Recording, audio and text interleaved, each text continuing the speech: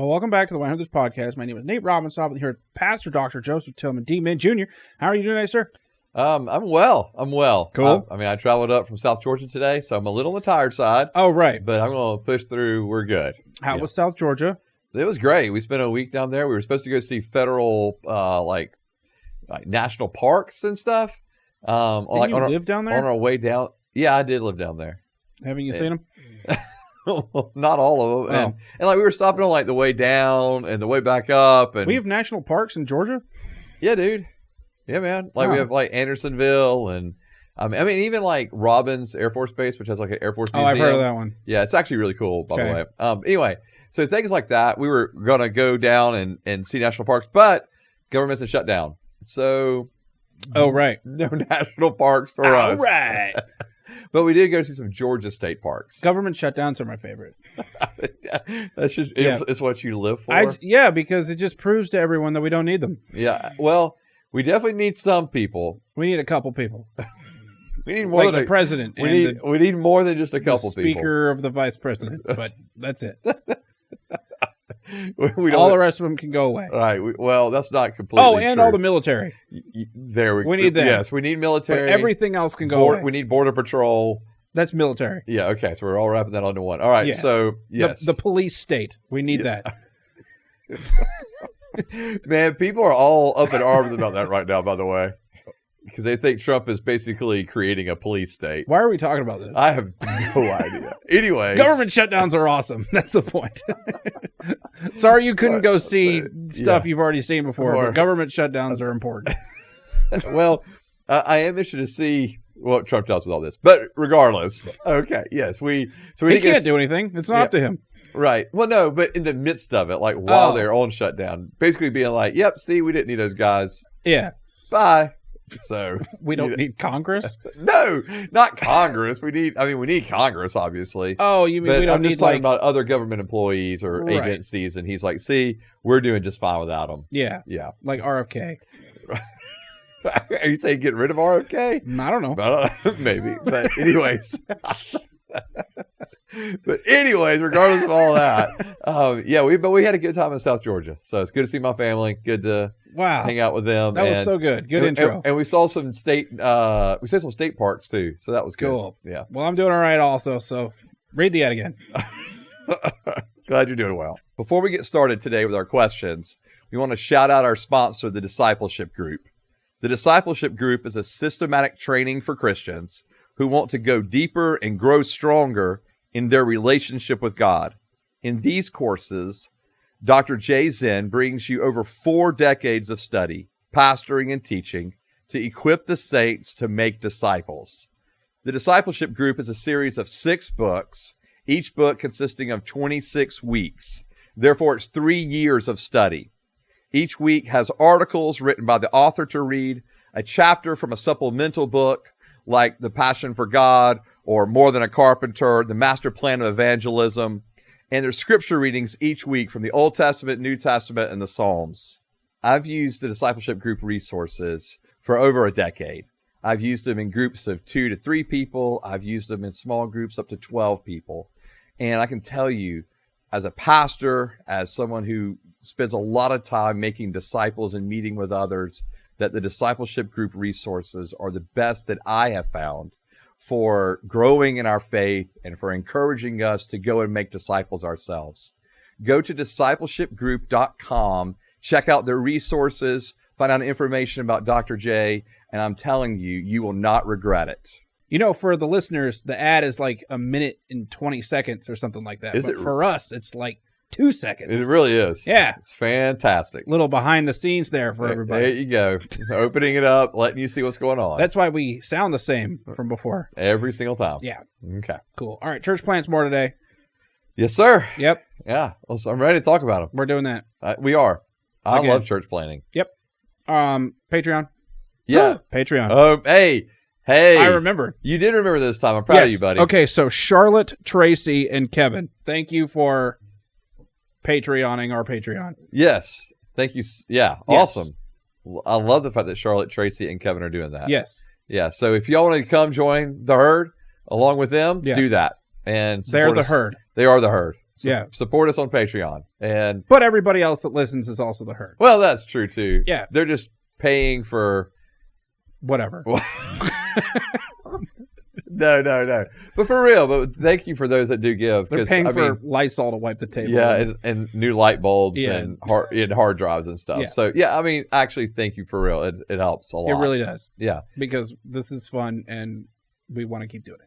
100%. 100%. And so, so thank you for those. And so, if you'd like to join those that give, go to Patreon and support us. That would be awesome. Yeah, something like on there.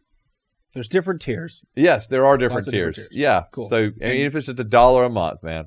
We have a website. We do have a website. You can go there, kind of find out information. You know, we always promote the merch part, but you can also find out information about us on there as well. So, if you're like, who are these two guys? What in the world are they doing? I think we're working on better merch, too. All right. Yeah, with like phrases and stuff that you say. Nice. And you're going to be like, oh, Lord. And I'm going to be like, K. That's fair. I mean, that's fair. That's stuff fair. like that. Yeah, so that's coming. Yeah. All right, and sounds then good. Social media. Yeah, social media. So go to Facebook, go to YouTube, go to, everywhere, social media, Instagram, wherever we are. And like, subscribe, hit the, notification, bell, comment, share, do all that stuff. I can't wait till it's freezing down here again. Dude, you're hot again, aren't you? Yeah. It's a good thing our cameras suck and they can't see all the shine on my face. we had this really nice, detailed, overly cut pixelated. To you, just all like, yay, and then me like.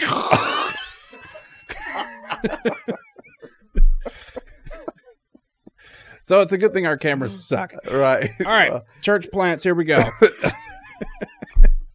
So are you saying we're not upgrading the cameras anytime soon? No. All right. We'd have to upgrade everything. Right. We'd need a climate-controlled my side of the studio before we switch cameras. Just your side, though. My side gets nothing. I'm over here. You don't need it. I'm going to be either freezing or dying of a heat stroke, but it's fine. Whatever. Just keep pumping out that Jesus stuff and we'll be okay.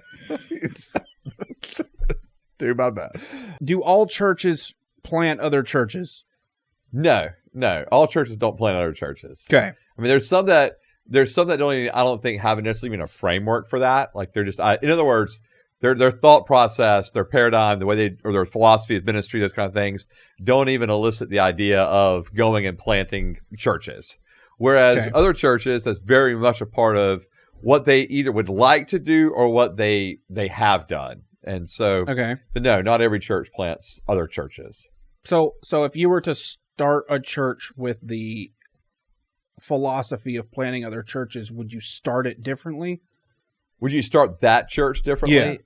Yeah. I think so, because I think from point one and with that in mind, now every church that plants other churches has a different philosophy of what that's going to look like, Okay. And they're so some of it's going to depend on their ecclesiology, like their theology of church, but some of it's going to depend on just their philosophy of the methodology of church for them. Okay. And so how they go about doing church. And so, it might look different because from point one, they're going to be saying, hey, we're going to be, planting a church. So you're probably going to do things specifically like, hey, we're going to have actually like a church planting fund, so we're going to have, finances set aside for when we plant churches. Okay. And then we're going to be very intentional to raise up people. Church planting fund. Yeah. And they were going to be very, good one. I mean, it's a real thing. So, and then we're going to be very, very intentional. That's the word I'm looking for. Sorry. Very intentional to make sure that we are raising up individuals who could possibly, by raising up, I mean training, teaching individuals that could possibly plant churches in the future. When a church is going through a church planting process, what does that look like? Okay. And again, that's different too. So I don't want to come across as like it looks the same every time.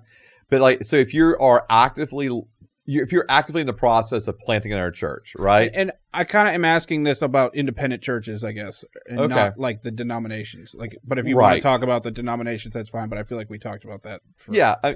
I mean, so I think the difference is in a denomination, most often what they're going to be doing is they're locating an area where they presently do not have a church. Okay. And they're going to be looking to start a church there. Okay. From the denomination side. Now, they may ask a larger church in that area to be the sending church to provide, like in other words, they may go to that larger church and say, "Hey, we're interested in planting a church in this area. Oh, we have your associate pastor in mind. We'd like to consider him and or her, and then asking people from your church to go with them to plant this church." Okay. As a startup. Okay, so that's kind of the denominational side of things. All right.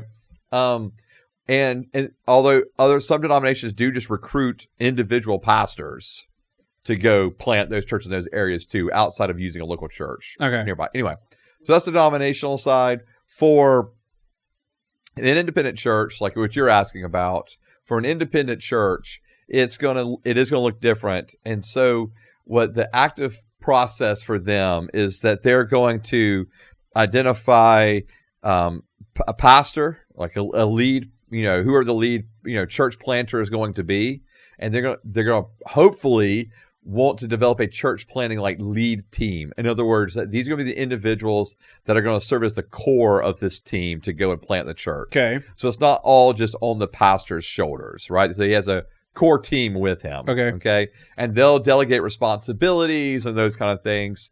And then they will recruit others to go with them. Okay. So you'll have like the pastor, a core like leadership team, and then other members that are from that church that are coming to go with them. Okay. So that's one part of it. The second part is we're going to raise funds. And this a lot depends on the church itself, on their philosophy. Do they want to, buy a building? Do they want to rent a building? Do they want to use a school? Are they going to plant in a home? All those things determine how much money they're going to need on the front end. Okay. Is the sending church going to pay the pastor's salary? And if so, how much is that? They're going to pay 100% for year 1, 75% year 2, 50% year 3, 25% year 4, and then by year 5, they're completely on their own? Or is it going to look different than that? Is that church responsible for covering that pastor's salary? So they're going to have to figure out the finances of it as well. And then you're going to have to obviously choose a location, an area. So does a church plant have to be like, okay, so say someone at your church just was like, "Hey, I'm going to go start a church." Right. And they just left and did it somewhere far away. And would that be a church plant of you, or would that just be somebody left to go start? That'd just be someone left and went to start a church. Okay, so where does church plant begin and someone left to go start their own church end? Like how much do you have to help them out? Yeah, so like if someone came to me, right? Yeah. And said, "Hey, I really feel led to plant a church." And then my next question would be, well, maybe not my next question. I'd probably have a few questions, right, involved in this. Like, okay, what led you to this decision? Have you talked about it with your spouse? I think I'm better than you at it. That's what led me to it. Right. I think you... No, I haven't talked to my spouse about it. But you suck as a pastor, and I'm pretty sure I can do all this better. Yeah. Right. And so... and there are probably people who think that way. Anyways, but... No, I'm saying I do. Oh, you think you do? No. Oh, okay. Well, all right. So no, I think that, obviously you're going to ask, but then you're going to, if I... Nate's Church of Christ. Oh, dear God. Right. Nate's Church for Christ. Right. Everything's for Christ. Yeah. Yes, but my name's the front. Yeah, this is not good at all. At least you're not putting like Saint Nate's. Saint Nate? Oh, yeah. Saint Nate? You got to be that. All right. Saint Nate's, the very first Baptist church ever. That's what you're going to call yourself. For Christ. And I'm not even Baptist. Yeah. Right? It's going to be a long name of the church. But anyways. Saint Nate's, the actual first. Stop confusing it. Church for Christ. Anyways, yeah. So like, so I think that's a part of it. Is like, okay, so they're coming to you, you have conversations, and then we start a dialogue, and then we're part of that process, right? So we become an active part of the process of the church plant, okay? Or it could be that, as we are growing, we actually may go to someone and say, "Hey, we want you to prayerfully consider planting a church." I will. Yeah, and so not asking you specifically right now, Nate. just to make sure we're clear on that. And so we would go to someone, not named Nate, and ask, at least right now, and ask if they're, what? Anyway, and so it asked if they would be interested in playing a church. Okay. And then allow them time to pray about it. And then we would get involved in that process as well. And so in that process, again, it's identification of people and teams, identification of resources. But then the other things that are actually like really important is actually the training for them in pastoral ministry. So like you want to create a 1 to 2 year window where, okay, this is our idea, this is our thought process. Now we want to train you. Oh, yeah. Wouldn't they have to go to school? So would that be part of it? Would you pay for their school? That would be a part of it for us, 100%. Oh, like we would say, hey, we would like you to at minimal get like a biblical studies. They got to be a demon like you do. Yeah, I don't even know if they have to be a demon, a doctorate of ministry. They don't have to have an MDiv. And but I would at least want them to have like a biblical studies degree. Okay, so what is that? So you could go to schools for biblical studies. So that could be like an undergraduate degree, associate's degree, a bachelor's degree, where you can go and so what you're doing is you're basically learning, like, so you're taking Old Testament survey, New Testament survey, books of the Bible, how to actually do what we call exegesis, how to interpret scripture. There's so much school you can do based on one book. Yes, there really is. There really is.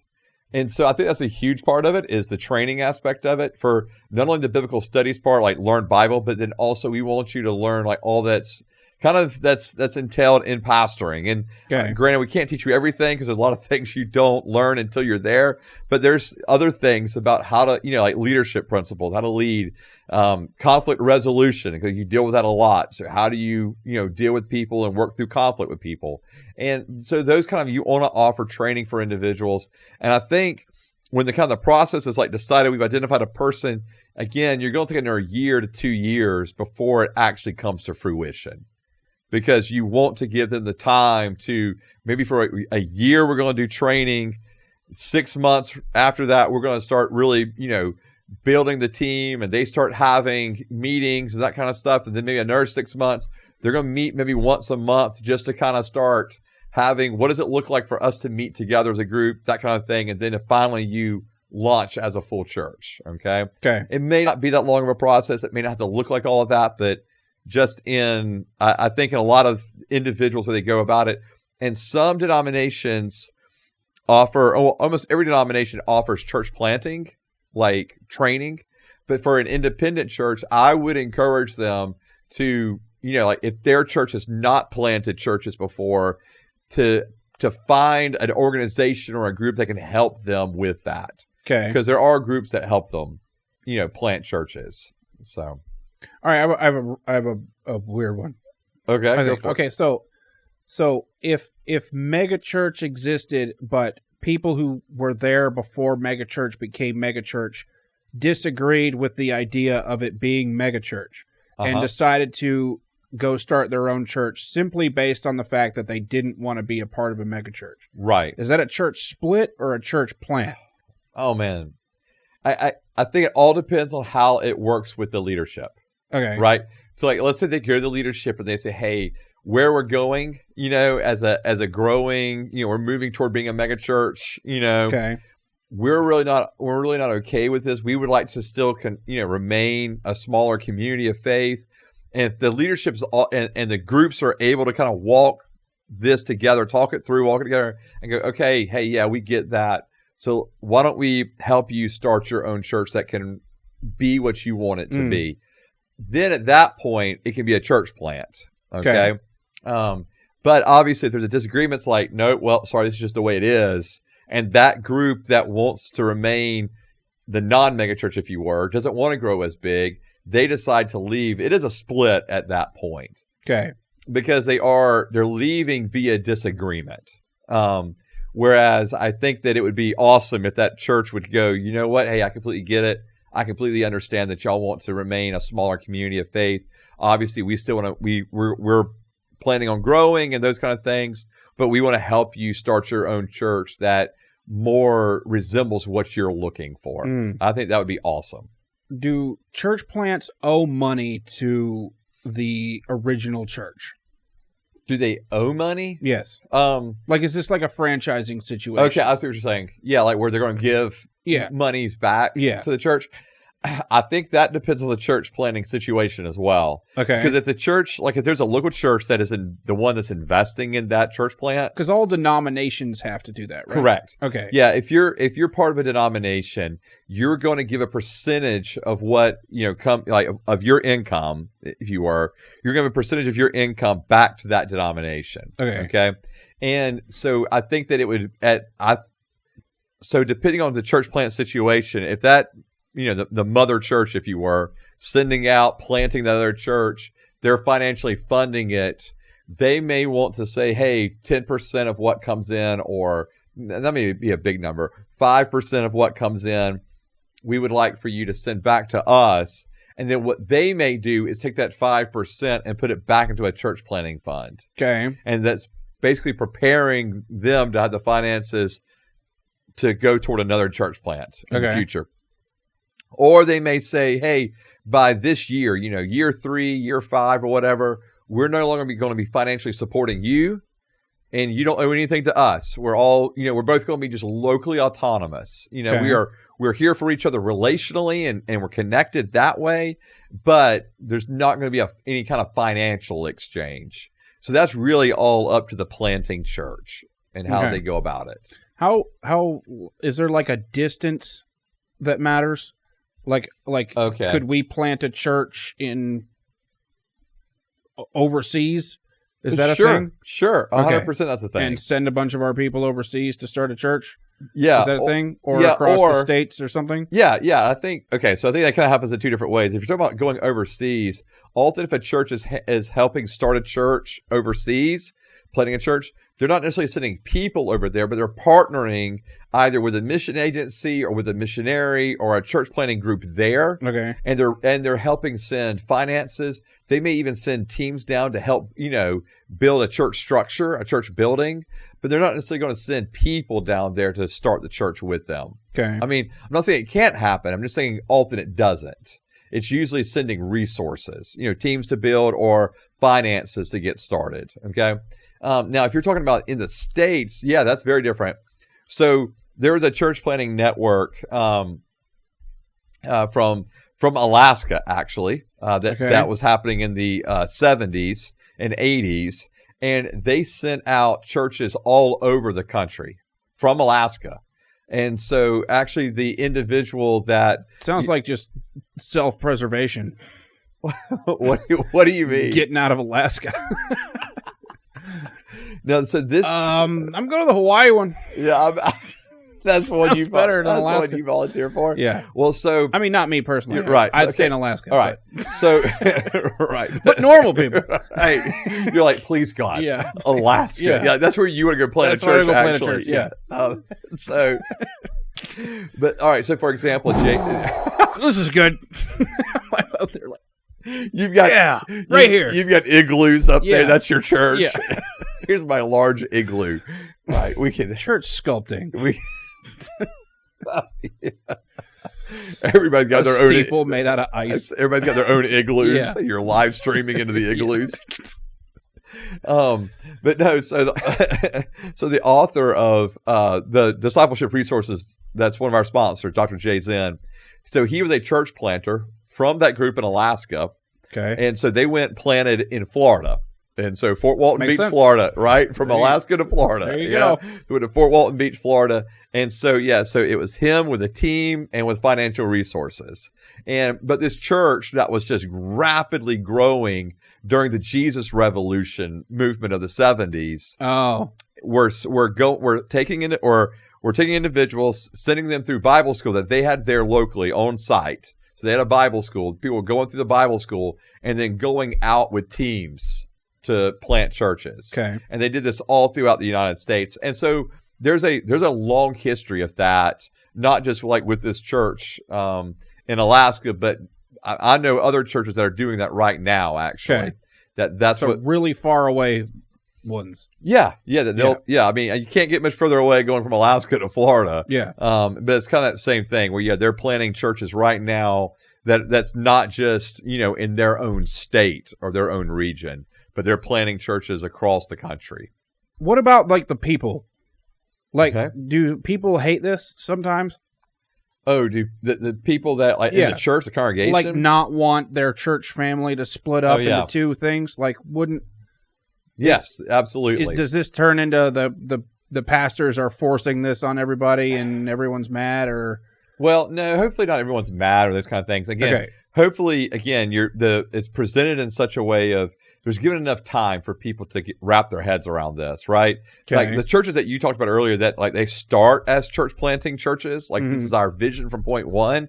Then hopefully it's already instilled into the DNA. Like from the point one, the pastor and the other leaders are talking about church planting, looking forward to church planting. It's an exciting thing. It's, so it's part of their church DNA anyways. Okay. Not that it won't be hard when you see people that you know and that you love, that you care, leaving go to the other church, but you understand it. It's a little more palatable to take. I think it's harder when you have an existing church that's been around for quite a while. The family feels very close, and now you're asking for people to leave. To go start a new church. So I think that's probably harder on an existing church that's been around for a while. That's probably anywhere between, so if you're like a 150 to 400 members or so, that group's still probably pretty close to a degree. And so that might be harder. I think, to be honest with you, once you get over like 500 people at that point and you're asking to send out teams, it's probably not so hard, because your philosophy of church, even your ecclesiology, is not built around the community that gathers on Sunday mornings. Not that that's not important, but the communal fellowship aspect of that is not going to be as big of a deal, because you're at that size church. So you're probably going to end up going with your favorite people anyway. Yeah, I mean, you're probably going to have someone that's an associate pastor that, they're like, hey, we're going to send this associate pastor out. And that associate pastor's already made connections with a certain group of people. And so they're just going to go with that associate pastor. It just kind of works that way, or an individual that's been like a home group leader, and they're like, hey, we're going to start a church. This home group leader is going to start a church. This home group leader, by the way, has 20 to 30 people already in his home group. They're going to become the core of the group, team. It's a big home. It's a big, but there's a lot of, there's churches that start that way. And so I actually know of one right now that's about to start that way. Cool. And so I think that's a very, that's a more organic way to do it, organic in the like home church kind of way. Where you've got someone that, they're meeting in a small group and now they're going to start this church in their home, and then they're hoping to kind of grow from that point. That's great.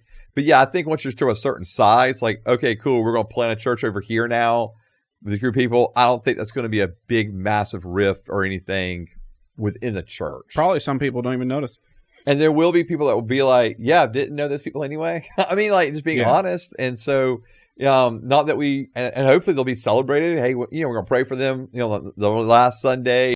We're going to pray for them, pray for the team that goes out, and it'll be awesome. And so, the only thing would be like if you were part of that church for a long time, like even if you were close to the associate pastor who's going to now plant the church, and maybe you said, yeah, we're going to be part of the team, but you've been in this church for a long time. I think that's the only thing that could be more difficult. Like you got roots there, but now you're like, no, but I'm willing to go.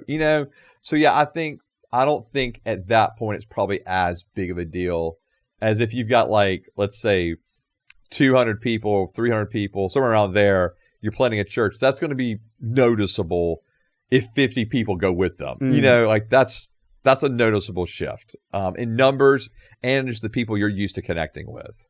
So have you ever seen one go horribly wrong? Oh, the church plant? Yeah. Oh, 100%. Story time.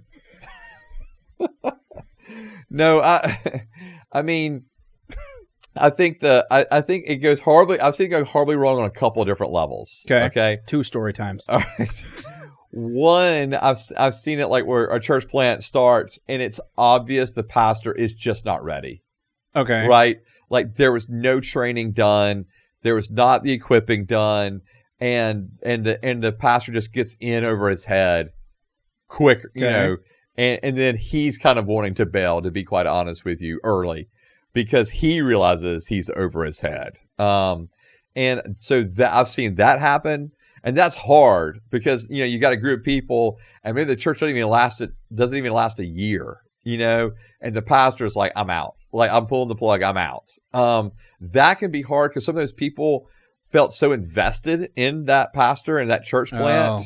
And now they're like, well, what do we, and so like some of them naturally will go back to the church they were at, and others will just kind of go be at another church and try to kind of get their bearings a little bit because it just seemed like that was like, wow, that was bad,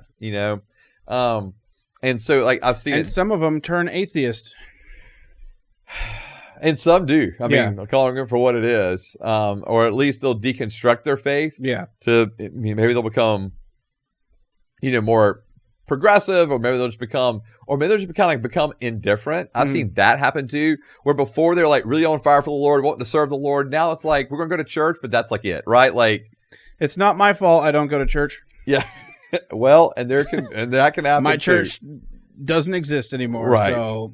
Yeah, and so if God wanted me to go to church, then He would have kept my church around. Right. Yeah. I'm good at logic. You're good, or making excuses. Logical excuses. And then I've seen it on the other side where it wasn't the pastor that was in over his head. I've seen it where the people that were for the planting of the church. Where they were like, yes, we'll be part of this church plant. And well, okay, there's a couple things here too. One where their vision is different than the pastor's, right? Okay. So like one of the things that's talked about up front, the pastor is like going to share his vision, his mission. Sometimes it aligns with the church they're going from. It's very similar to that. Yeah. Other times, like the pastors, the church planting pastor's like, nah, we're going to do it a little differently. Because we want to be a little different, try some things differently. And then there's individuals that will be part of that core team that will go, and in their minds they're like, yeah, we hear what the pastor says, but we just believe he's going to change. Yeah. I don't know about this whole adding Buddhism to it thing. Right? Where surely that was a little weird, right? Surely he'll change from that, right? No, God no. But I do think that'll happen. Like people are like going into it, going, well, I'm sure the pastor, that's just kind of what he's saying right now, but I think if I get in there and I can help influence it, we'll kind of go a different direction. And then when it doesn't go that direction, the pastor's like, no, we're just going to keep going the vision we casted. I don't remember Moloch being a book of the Bible. What are we talking about? That's not right. That's not at all. At all. And so, but anyway, so I've seen that happen where people have expectations of the pastor of like, oh, or more like a hope, not really an expectation, but like a hope that the pastor's going to change, he will go in a different direction, or a hope that they'll be able to influence him to go in a different direction. Right. And then the pastor doesn't, because he's already stated what his vision is, and they get mad. Yeah. And then they start gossiping, and then they start kind of complaining to other people in the church, and then it becomes the church almost gets split because of that. It's like, I mean, to be honest with you, it's very similar to like a marriage in that way, in the sense that people, like, you'll have a spouse going into a marriage going, well, I think I can change them. I think I can change the other one. And then like a year or two in, and you've realized, oh my goodness, they're not changing. But that's really what you were banking on, was them changing this particular aspect. And then the marriage falls apart. And it's same thing can happen in this kind of situation. And so, so I've seen that happen, and I just think that marriage is hard. Marriage is hard. Yeah, that's why unless it's easy. Yeah, that's why marriage is hard. That's why you got to work at it, and so and church planting is hard too. Church planting is hard. And sometimes, to be honest with you, another thing that happens is pastors will be so desperate to have enough people to fill leadership responsibilities and roles, they will compromise their vision or compromise, who they were putting in there just to fill spots. But now those people are in leadership and exert influence, and it can go awry that way. And so I've seen that happen as well. So there's a lot, I guess what I'm saying is there's a lot of ways church planting can go really wrong, but all of these things are avoidable if the time is taken to work specifically with the pastor and his team before they're being sent out. Okay. Yeah. I think it can, yeah. And they need to go to Jesus school. I think every pastor should go to Jesus school. Okay. And what I mean by that, because I can already hear people go, oh, well, my pastor didn't go, or I didn't go to seminary. I'm not saying you have to go to seminary, but go to a Bible school. Like, take Bible classes, learn how to do hermeneutics, learn how to do exegesis. I think that's actually really important. If you're going to be teaching the Bible every single week, or most weeks out of the year, then you need to actually go to school and learn how to do proper hermeneutics and proper exegesis. And if you don't know what those two words mean, my point is made. Okay. For individuals that want to be a pastor, but they're like, don't know what hermeneutics are, don't know what exegesis are. Right. Right. They're typing it into Chat GPT right now, right? Teach me hermeneutics. Yeah. And so, but you need go to school. Like, I just think it's a gift you're giving yourself, and it would be a gift that we would make sure we provided for any church planter going out from our church. Okay, so aren't all churches technically church plants of Catholics? Are they all technically church plants of Catholics? Yeah. No. Aren't they? No, they're not at all. Are we sure? 100% positive. Or are they all church splits of Catholics? They're not that either. Or both. Okay, well, some of them are. All right. Okay, so to be clear, the Roman Catholic Church wasn't like Jesus didn't start. Okay, well, I'm going to get in trouble for this, but all right. Jesus did not start the Roman Catholic Church, okay? And so this is what I'm going to say. Wait a minute. I know. So this is what I'm going to say. Okay. And even in the book of Acts, right? Okay. Churches are being planted in all of these various cities. Catholic churches. No. Okay. No, sir. They're not Catholic churches. Okay. All right. It's just church. It's just churches. Okay. And the churches look different depending on the city they're in. They're going. So where was the first church ever? The first church ever would be in Jerusalem. Okay. Yeah. And so we're all church plants of them. Of Jerusalem. Well, okay. Again, this is where it gets. All right. You have the apostles that are in Jerusalem, mm-hmm. right?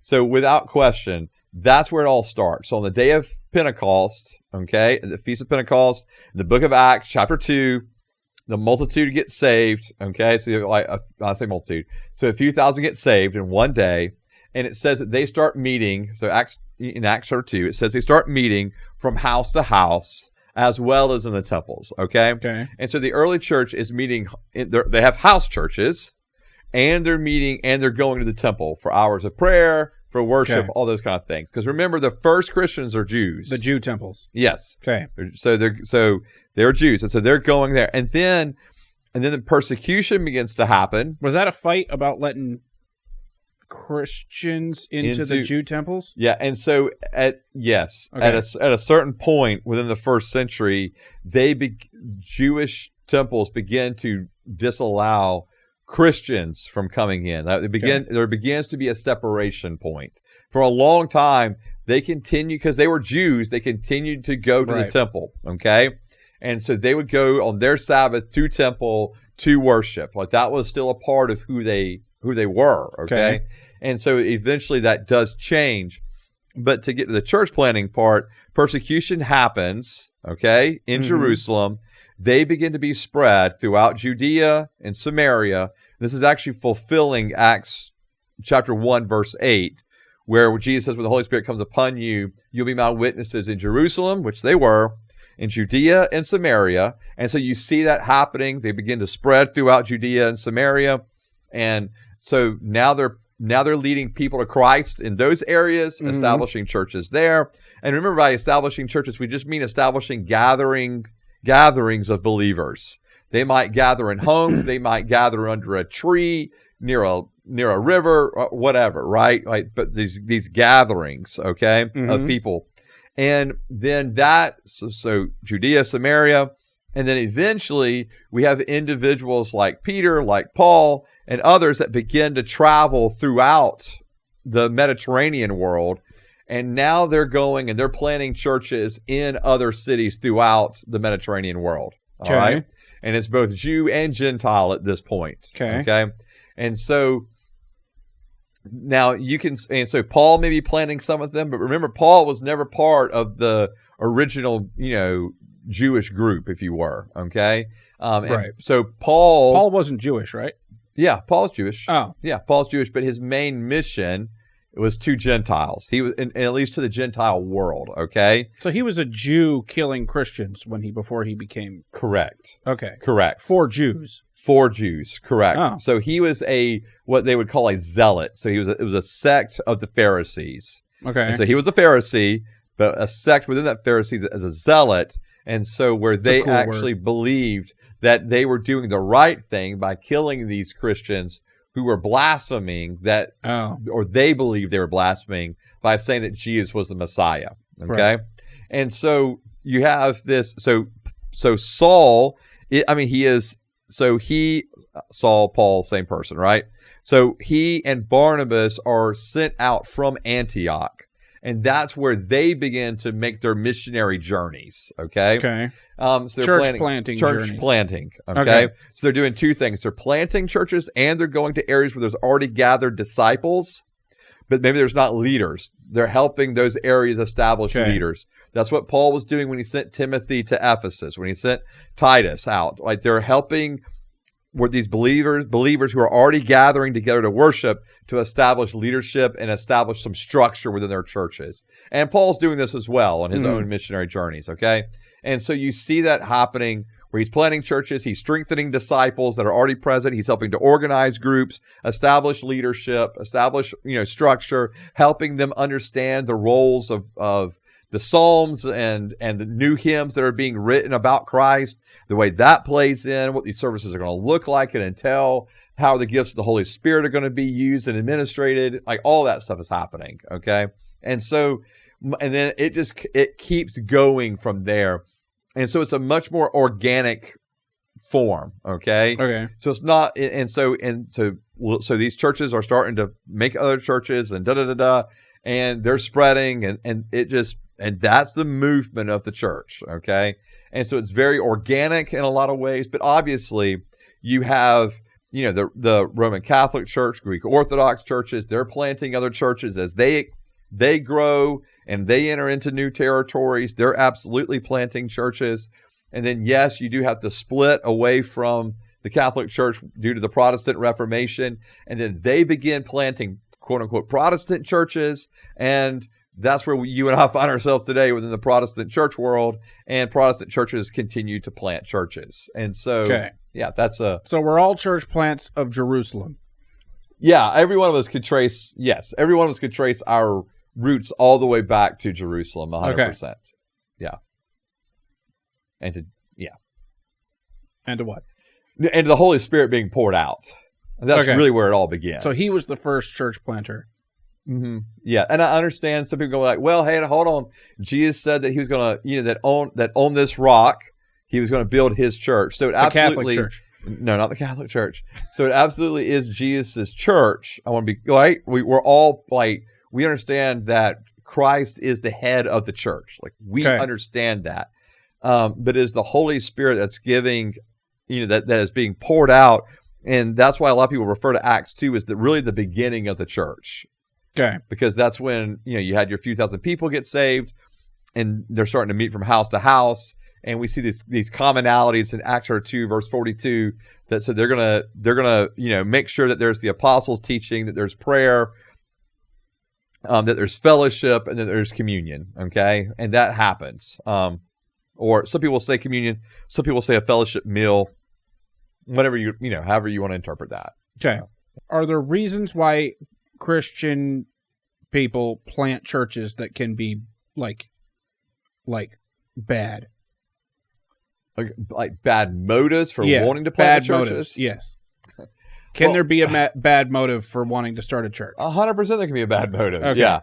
So I think one thing... So what would be the benefit to whoever starting a church in order... Yeah. So, to be honest with you, some of it's just like ego, right? Okay. Like it's ego of...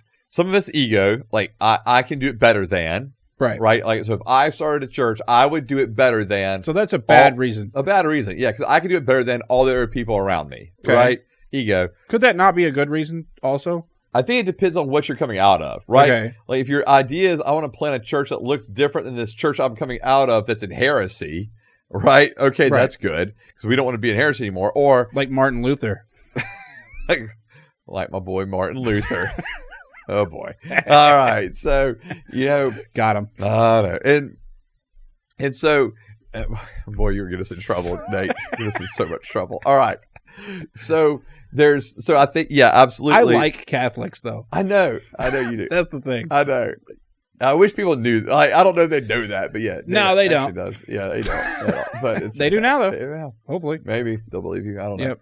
All right, but so yeah, and then there's there could also be hey, man, our church is just completely like we're not teaching the Bible anymore. It's just built around a personality. I want to do it differently in the sense of it being built around just teaching of Scripture. Like okay, like I get that, but some of it with the ego part is I can just do it better than right, like in the sense of like because I'm better. Okay. I think that's kind of the ego part I'm talking about. There's also the power dynamic of I just want to be in charge. Okay. I think there's just some people that just want to be in charge. It's just a weird thing to want to be in charge of if you're a person that wants to be in charge. Yeah, but you say that, but there's a lot of narcissistic individuals that end up being pastors. Yeah, but you can go be in charge of other stuff. I know, but the spiritual part for them just, I don't know. It's like everything has its own draw, Yeah. And so, yeah, anyway, so there's the power dynamic of I just want to be in charge. I want to have the power. Yeah. And that probably goes along a little bit with the ego, but I think they can be separate things. So I think those are two things that I have seen. That's like, okay, these are bad reasons You've to go seen start that a church. before? Like where someone's doing it and you're like, yeah, that's not going to work because that's all they care about. Yeah, I did know someone that planted a church, and it was very much it wasn't the power side, it was the ego side. Okay. It was the very much of, yeah, I'm going to do it better than all the other people that I know. Okay. And that really was like their mentality. And I was like, oh, this is not going to go well. And it didn't go well. Cool. Yeah. So. Yep. I was probably a part of that. Because you've been part of all the bad yeah. church plants.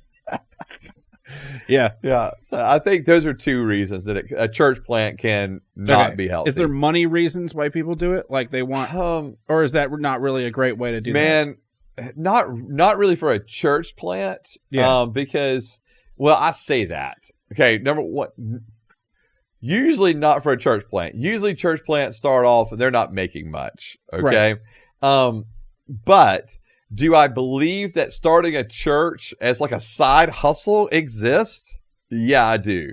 As a side hustle? Yes. And like, I do believe that exists. Okay. And that's kind of weird and crazy to say, but absolutely. Like they'll start a church. They're going to be like the main person or whatever. So like they started off, they're a 501c3. They are a church. Now they get a housing allowance. So they're not going to have to pay, or they get, their salary can be like a housing allowance. So anyway, what's your second job? Pope. Yeah. Right. I'm a bishop. Yeah. And so I think that really does happen where people are like, yeah, I'm going to have to start this small little church and it'll make a little extra income. Like, and hopefully it will grow and I'll just keep making money off of it. Like, I do actually think that there are people that do that. And all of that, the ego, the power, the money, all of that just sickens me to the core. Okay. So can church plants be better than original church that they came from? Can they be better? Can they be a better church? Or are they always worse? Okay. No, they can. Yeah. Okay. Now we're having to get into how we're defining better. Okay. Right? Like, so like, what do you mean when you say better? Free coffee. Sure. If that's better. Yeah. Okay. And donut holes. Yes. I think that, do I think that church plants can be healthier than the church that they came out of? Yes. Okay. Do I think that they can be more aligned to Scripture than the church they came out of? Yes. Okay. I do think all of those things can exist. And so, not that they're necessarily will, but those things can exist. Yes. Does it turn into a competition? Of like, which one is doing it better? Yeah. between the plant and the planter. The plantee. Again, it can. Okay. It very much can become that. Okay. Where there is a competition. Are you in competition with other pastors right now? Am I in competition? Yeah. No. Are you sure? Can I be honest? Like, I think it's one of the things that I'll say this, having friends that are pastors in the community is really healthy for pastors. Okay. The reason I say that is because it helps give us a broader picture of what's going on than just in our little world. And I do think if you kind of live in your own little bubble, it really kind of becomes about you, and you kind of become territorial, and you kind of become, and you think we're doing it better than that person, or... So you don't have a group chat with a bunch of other pastors where you just post the amount of money that you got that week and see who got the most? No, Come on! No. That's got to happen. No, well, it doesn't in our groups. So I've got two different groups of pastors I meet with. Uh-huh. And so I have lunch with one group of pastors once a month. And so Are they all non-denominational pastors, or are some of them denominational? Yes, some of them are denominational. Okay. Cool. And yes, so it's a mix. Cool. And then there's another group that I meet with every week. Actually, it's just three of us. We meet and we do confession, and it's a much deeper kind of fellowship in the sense of like we're very transparent with each other, very honest with each other. And all three of us come from different backgrounds. One's Anglican, one's Free Methodist, and then we're independent. And so, though we come from a Methodist background, right? And so that's the three of us. And I think it's actually really healthy to be in those kind of situations. And because you're talking with people, and I find for me, it's helped me kind of throw away the idea of, oh yeah, we're just doing church better.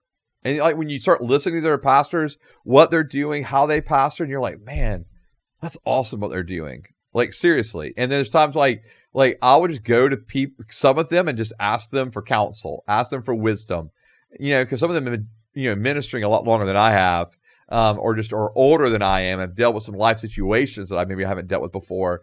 And I just think it's huge. And then the other part of it is like when we're going through things, when we're struggling, just to have people to be with you in the midst of that, man, that's huge too. And so they become more than just pastors, they're friends. And I don't know, I think that helps.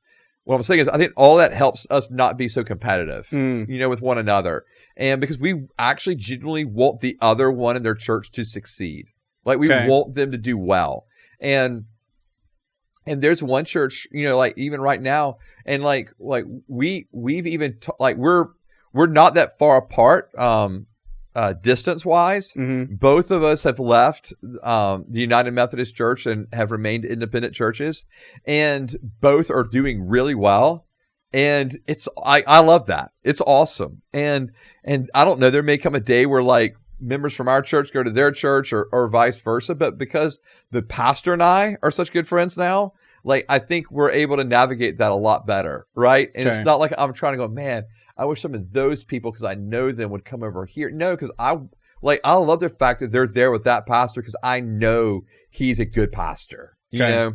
And so anyway, I think those kind of things, just those kind of relationships have been very healthy for me, but I do fear that a lot of pastors do not interact with other pastors that way in their community, especially cross-denominational lines. They may meet with the other Baptist or the other Methodist, right? And now it can kind of become a little like, well, we want our group to do well. We want the Baptist to do well or the Methodist to do well, whatever it may be. And we have the better churches. But I think, especially when you get around church pastors from, across the denominational lines, across, non-denominational, interdenominational, whatever, I think that really helps with that. For me, it has. Because I do think that there probably was even a little tendency for me, even the previous church I was in, to be like, man, our church has really got some things figured out. We're really doing this thing better. And look like, because we kind of became isolated a little bit. And so I think that now that, and I'm not saying that everyone was like that. I'm just saying it kind of became maybe a little bit of that culture, that church. Like we just got things better figured out. And so now, I'm thankful to have my eyes open and see a broader, bigger picture that's way more kingdom-minded and oriented than just like our little church oriented. Okay. So, yeah. Well, that's boring. I want you to have group chats with these people about comparing stuff. Yeah, no, we don't do that Like, at all. Like our steeple is higher than yours. And little pastoral dick measuring contest. Right. You know what I mean? I tell you what, maybe I will. Maybe You should I'll start that. Maybe I'll. Be like, guess how high our steeple is? Right. That's right. How high is yours? That's right. Uh-huh. My flock's more satisfied with my huge steeple.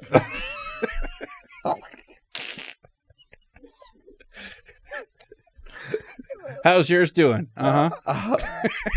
Oh, God. Yeah. Next question. All right. Should people go to church-planted churches? This is the last question. Should they go to church-planted churches? Yeah. All right. So all right. If I'm getting asked to go to a church plant or I know of a new church plant and I don't go to church or whatever, should I go to that church? Okay. So you're saying like so it's a newly formed church plant. Yeah. Is that what you're asking? Yeah.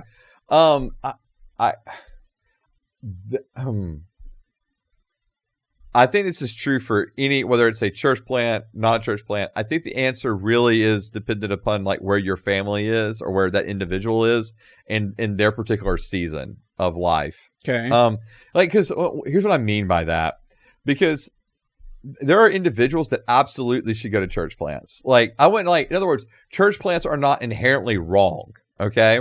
And so if an individual is asked to go to this church plant, check it out. Yeah, do that. Like, okay. I mean, when there was a church that I knew that planted a couple of years ago, and I actually was encouraging individuals to go check out that church plant when they maybe had like 40 to 60 people. And I was like, no, go to that church because I know that pastor, and that pastor's going to be freaking awesome. Like and I may even think, man, this church, I know the pastor's vision for the church. I know the church, the way their methodology is and philosophy, like they're going to fit you so well. Go to that church. There are others that I know that just have like they've had a lot of instability in their life, and it's just been kind of chaotic recently for them.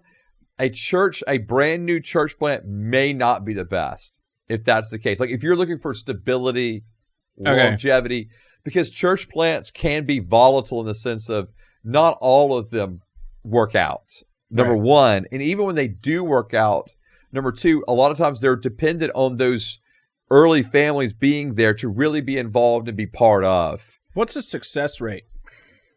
Is there a number? It used to, all right, it actually used to be pretty bad. Like the rumor was always that 9 out of 10 churches will not last. Okay. Like it was like pretty much like a 90% fail rate. 9 out of 10 new churches will not last. Now that number has proven to be not true. In other words, it became like this buzz stat, that was kind of tossed around, and everybody was using it. Oh, man, 90% of churches, and I think that was probably being pitched by those that didn't want to see new churches started. Okay. And so they would say, no, we don't need to do church plants. They don't work out. Okay. And so I think that kind of was started by that. And for whatever reason caught on. And that was the stat. I don't actually know what the stat is. I would probably venture to say it's probably closer to 50% would be my guess. Okay. Work and 50% don't. I know that's probably a very generic number. But just like when I think about churches that I know planted and started and how did they work out. Are you counting home churches? Ooh, no, that's a good question. Because then it's 90. Yeah, I'm actually not thinking about house churches because in our particular area, house churches usually start because there's a lot of people that just get disgruntled, get together, have a house church, and when you get a bunch of disgruntled people together in a house church, they're going to become disgruntled again, and it's not going to last. Yeah. But I want to be very clear. I actually really believe in healthy house churches. Like, in other words, planting a church intentionally as a house church. We've talked about this before. I'm actually very much for that. I really think they can work and be beneficial. So I'm really for those churches. Okay.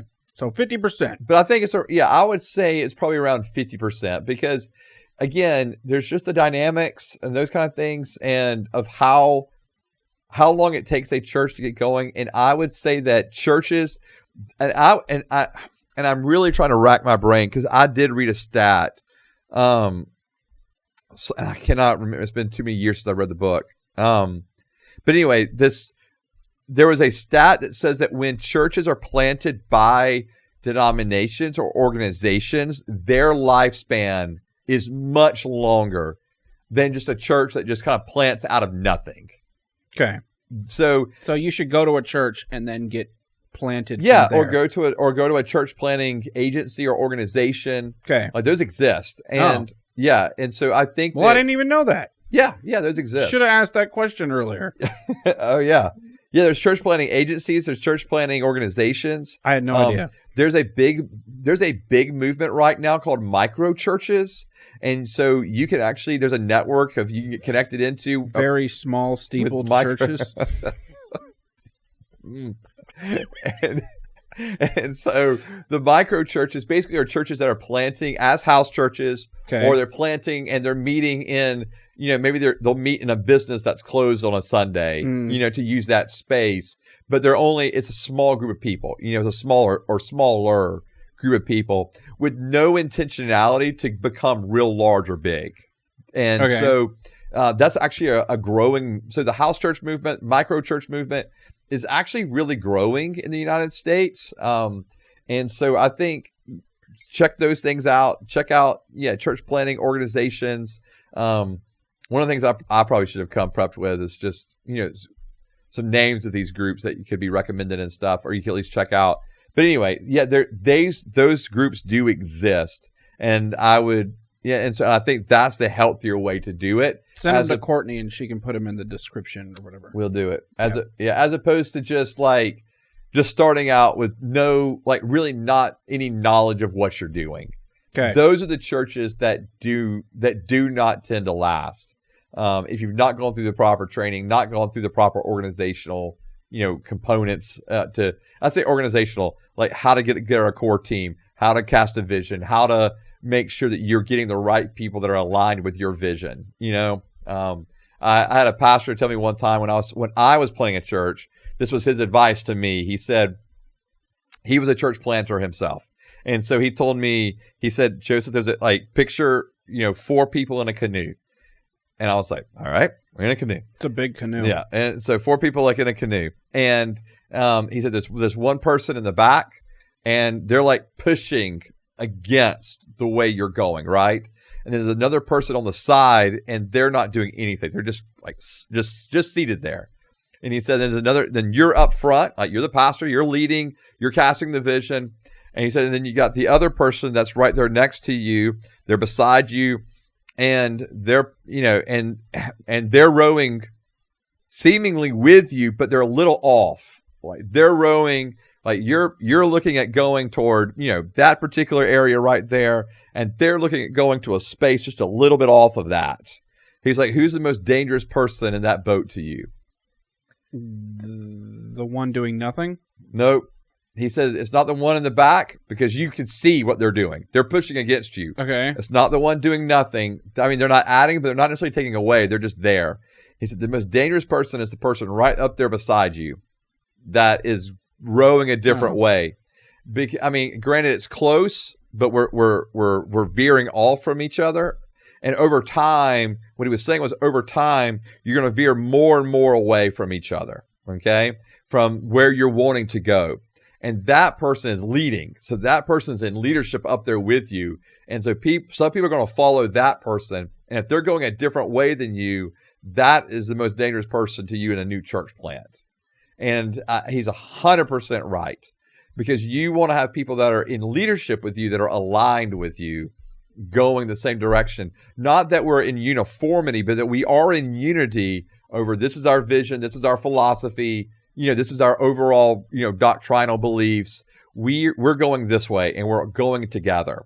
That's what made our church plant. When I first planted a church at the age of 25, that's what actually made us successful. we were all going, like our leadership group was just all rowing together. We got together every month for a leadership meeting, and it was awesome. Like, it wasn't like, you hear people talk about getting together for the board meetings or elder meetings, and they're like almost dreading it.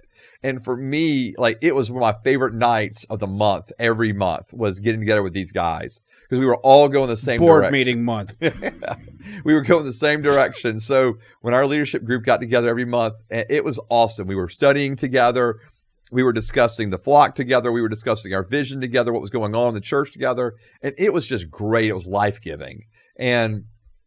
But when it's not that way, you got the competing values and competing vision and even competing, doctrines that are distinctives for you. That's when discord can happen. So, yeah. So go to a church plant. Yeah. So all I'm saying is, church planters need to be aware of that. But if you're just starting a church plant and you don't have that kind of information given to you by people who are training you and teaching you, you're just like starting it out of nothing. That to me is where you can get in trouble, because you can put the wrong people in the boat with you, if it makes sense. Like, if that person's going to go against you, don't make him part of leadership. Put him where you can see him. If you were, cut the boat in half. Just cut it off. So anyway, I am a fan of church plants, but I do think all of those dynamics matter. But to be honest with you, I've also seen church plants, where they had the funding, where they had the organization, where they had the training, and it didn't work either. You know? And so sometimes they just don't work for whatever reason. So 50-50 chance. 50-50 chance. That the church plant I go to is going to work. Yeah. And I should go try it out. Yeah. And I do think, again, if it is started by a denomination or by another church, or the pastor went through training, I do think it's got a much higher level to succeed, and you should feel comfortable with that. So. Okay. Yeah. Well, that was enough church plants. Good deal. Good job. I love church planting. I can't wait to plant churches. We'll do a follow-up episode on this in like a couple of years when we start planting churches. Okay. Yeah, from our church. It's going to be awesome. It's going to be hard not seeing you anymore after I go plant a church. We'll do it via Zoom from Alaska. Yep. Right. All right. Well, this has been the When I Heard This Podcast. You can follow the podcast on Facebook and Instagram at When I Heard This Podcast, or X and locals at When I Heard This. Ring the notification bell. Tell everyone that you know about the show, and go to the website where there's t-shirts. You can follow me on Facebook and Instagram at Nate Robinsoff. You can follow Joseph on Instagram at Rev Joe T. This has been the When I Heard This Podcast. We see you guys next time. Bye.